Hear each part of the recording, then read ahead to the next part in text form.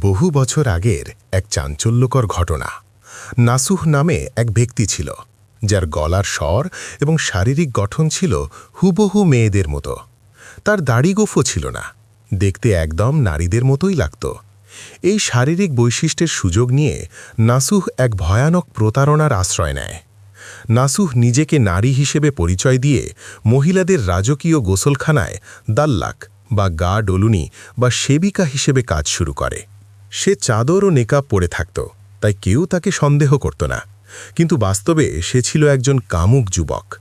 রাজকন্যা এবং সম্ভ্রান্ত নারীরা তাকে আপা মনে করে বিশ্বাস করত, আর নাসুহ সেই বিশ্বাসের সুযোগ নিয়ে নিজের খারাপ ইচ্ছা চরিতার্থ করত। সে জানত সে মহাপাপ করছে, বারবার মনে মনে তওবা করত, কিন্তু সুন্দর নারীদের সংস্পর্শে গেলেই তার ভেতরের খারাপ প্রবৃত্তি তার তওবা ভেঙে চুরমার করে দিত। সে পাপের জালে এমনভাবে আটকে পড়েছিল যে বের হতে পারছিল না। নিজের এই জঘন্য অবস্থা থেকে মুক্তি পেতে একদিন সে এক আল্লাহর অলির কাছে গেল। সে বলল, হুজুর, আমি এক মহা বিপদে আছি, দয়া করে আমার জন্য একটু দোয়া করুন। সেই বুজুর্গ তার আধ্যাত্মিক দৃষ্টিতে নাসুহের সব নোংরামি অনুভব করতে পারলেন। তিনি বুঝে ফেললেন এই ব্যক্তি মহিলাদের হাম্মামখানায় কি জঘন্য কাজ করে। কিন্তু আল্লাহর অলি কারও দোষ প্রকাশ করলেন না, চুপ রইলেন। তিনি নাসুহের দিকে তাকিয়ে রহস্যময় এক মুচকি হাসি হাসলেন এবং শুধু বললেন, তুমি যা জানো তোমার সেই পাপ, আল্লাহ তোমাকে তা থেকে তওবা করার তৌফিক দিন। সেই দোয়ার বরকতে নাসুহের জীবনে এলো এক চরম পরীক্ষা। একদিন রাজকন্যা সেই গোসলখানায় গোসল করতে এলেন। হঠাৎ তার কানের দুল থেকে একটি অত্যন্ত মূল্যবান মুক্তা হারিয়ে গেল। সাথে সাথে গোসলখানার দরজা বন্ধ করে দেওয়া হলো।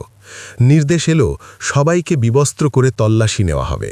কানে, মুখে, এমনকি শরীরের গোপন অঙ্গেও মুক্তা খোঁজা হবে।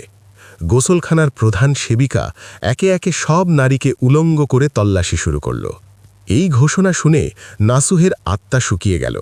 সে তো নারী নয়, ছদ্মবেশধারী পুরুষ।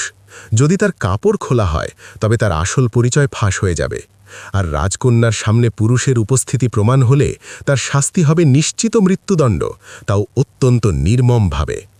নাসুহ দেয়ালের কোণে দাঁড়িয়ে থর থর করে কাঁপছিল। মৃত্যুর দুয়ারে দাঁড়িয়ে সে বুঝতে পারল আজ আর কোনো মানুষের কাছে বাঁচার উপায় নেই। সে আল্লাহর দরবারে ভেঙে পড়ল, হে আল্লাহ, আমি বহুবার তওবা করেছি এবং বহুবার তা ভেঙেছি, কিন্তু আজ যদি তুমি আমাকে রক্ষা করো, আমি ওয়াদা করছি জীবনে আর কোনো দিন পাপের ছায়া মারব না। মৃত্যুর ফেরেশতার সামনে দেখার মতো আর্তনাদ যখন নাসুহের ভেতর থেকে আসছিল, ঠিক সেই মুহূর্তেই প্রহরীরা ডাকল, নাসুহ, এবার তোমার পালা, সামনে এসো। ভয়ে নাসুহের হৃৎস্পন্দন বন্ধ হয়ে গেল। সে জ্ঞান হারিয়ে মেঝেতে লুটিয়ে পড়ল। ঠিক সেই মুহূর্তেই এক কোণ থেকে চিৎকার শোনা গেল, পাওয়া গেছে, মুক্তাটি পাওয়া গেছে। নাসুহ যখন চোখ মেলল, সে দেখল এক অলৌকিক দৃশ্য। আল্লাহ তার দোষ গোপন রেখেছেন এবং তাকে মৃত্যুর মুখ থেকে ফিরিয়ে এনেছেন। তার অন্তরের সব অন্ধকার ধুয়ে মুছে গেল। সে অনুভব করল আল্লাহ তার তওবা কবুল করেছেন। সে আল্লাহর শুকরিয়া আদায় করে এবং সারা জীবনের জন্য পাপ ছেড়ে পবিত্র জীবন যাপন শুরু করে। আল্লাহ মানুষের সব পাপ জেনেও তা গোপন রাখেন এবং শেষ মুহূর্ত পর্যন্ত তওবা করার সুযোগ দেন। বিপদে পড়ে যখন মানুষ অন্তরের গভীর থেকে আল্লাহকে ডাকে, তখন অসম্ভব সম্ভব হয়ে যায়। খাঁটি তওবা একজন মানুষকে পঙ্কিলতা থেকে মুক্ত করে পবিত্রতার উচ্চ শিখরে পৌঁছে দেয়। সূত্র: মসনবী আল্লামা জালালউদ্দিন রুমি রাহিমাহুল্লাহ।